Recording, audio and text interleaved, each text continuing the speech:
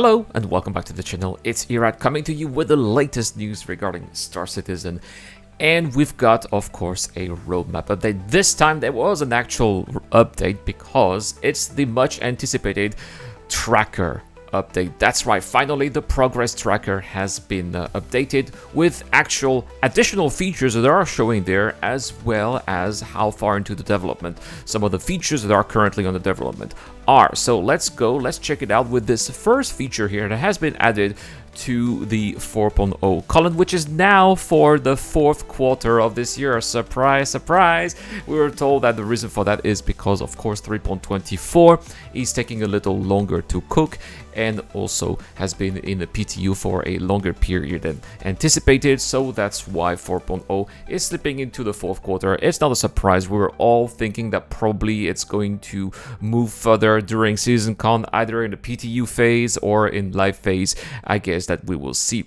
That being said, a new item has been added, as I said here, about new missions here, which are the repair, charge, and drain missions. These are the missions that we saw last week in Inside Star Citizen. Here, Clan Imperial Games are going to implement new missions that introduce engineering gameplay into the persistent universe, and these are going to be at the Pyro Outpost that again we saw last week in Inside Star Citizen. So here players are going to have to use their multi-tool to fix some turbines, relays, moisture. They don't call it evaporators, they call them extractors, as well as solar panels. So we'll also be repairing pipes with the salvage tool, as well as recharging some batteries, perhaps with the charge and drain feature, or perhaps using some fuse or replacing broken or missing items, perhaps. So that's going to be quite interesting here. As I said last week, I believe that we are probably going to be seeing some trade here, interesting trades of objects that we'll be able to buy in a standard system and use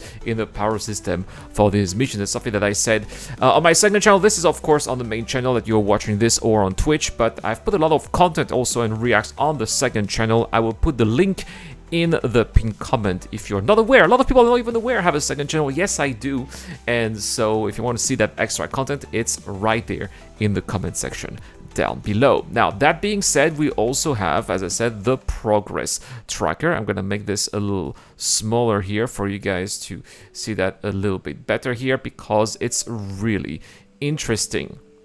So for the progress tracker, I usually like to click here on deliverables to see what is coming. And we can see already here that the progress tracker has been extended all the way to the end of 2024. It shows 2025, but nothing has been put there yet. But it's still an indication as of what are the devs working on, and what should we be expecting for 4.0, and how far along 4.0 is. See, Acidic Caves, it's already about to be finished throughout the month of September. Additional player customizations here, we're going to go through October and November. Maybe we'll be seeing additional player customization I know that I said 4.0, but I suspect that there will be even more coming in, perhaps what will be 4.1.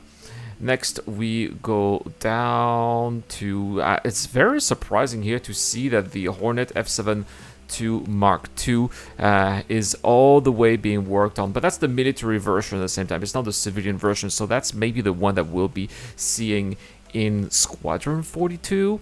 I guess that we'll see, but it says Star Citizen, not Squadron 42, so interesting to see here. They've also been working on the variants of the Tracker and the Ghost Mark II here throughout the month of August. Maybe we'll be seeing them at the end of year expo that we usually have in November, Intergalactic Aerospace Expo. Let's go down here. Asteroid facilities are going to be worked on until middle of September, which is a good indication. Maybe that's when we are going to be seeing, Evocadi and PTU, right, throughout the month of September.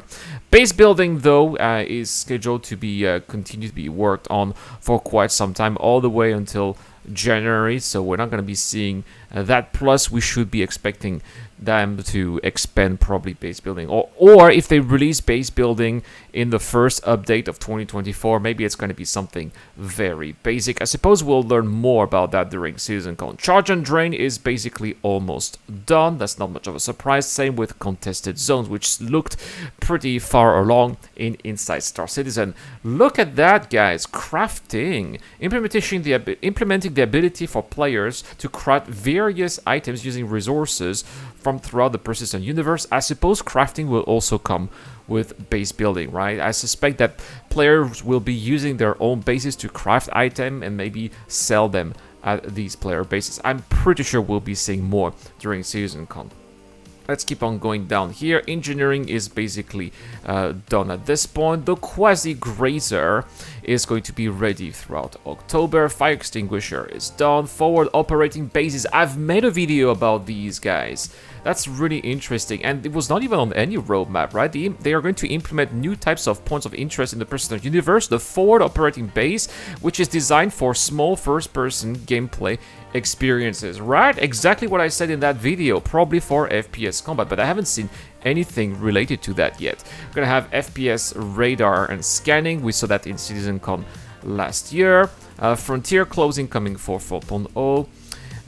These are some more outfits. I want to know what happened with server meshing. So over here we see that jump points, not a surprise. Let's MFD rework. We've sent a lot of MFD reworks in inside Star Citizen as well. The mission system refactor, which needs a lot of work, is also coming for 4.0. Drain is about to be done here. The new player experience is for the tutorial. These are Outpost, Homestead, Independent, and Outlaws. So these are basically the small towns for AI to leave. We've seen that in Inside Star Citizen as well. Where is server meshing? There's this thing. Here you have the Pyro space stations, Pyro system. Interesting to see they're going to continue working on the Pyro system and continue to implement new things, iterate new versions of the Pyro system all the way to 2025 though. That's also interesting to see. Quantum simulation is also done, by the way. There, quantum simulation, we have not seen that for a long time. Look at when they. Let's have a look when they stopped working on. Oh, I cannot even see that. Let's go to the quarter before. There you go. They stopped working on the quantum simulation all the way in September 2023. So that was a long time ago. That was a long time ago, but this also said that they need systems like server meshing for that to be making sense. I hope that it's going to make some kind of appearance in eventually in the PU, but it needs to show at Citizencon.